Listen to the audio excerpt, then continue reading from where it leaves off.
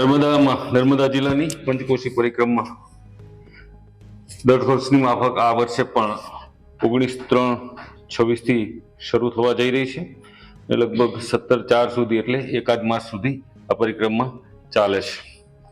ગત વર્ષે આ પરિક્રમાની અંદર અંદાજિત 15 લાખ જેટલા શ્રદ્ધાળુઓએ આ પરિક્રમામાં લાભ લીધો હતો અને એના અનુસંધાને આ વર્ષે પણ અંદાજે 20 લાખ જેટલા શ્રદ્ધાળુઓ પરિક્રમામાં જોડાય એવી અપેક્ષા છે. નર્મદા જિલ્લાની પંચકોશી પરિક્રમા દર વર્ષની માફક આ વર્ષે પણ 19/3/26 થી શરૂ થવા જઈ રહી છે. લગભગ 17/4 સુધી એટલે એકાદ માસ સુધી આ પરિક્રમા ચાલે છે.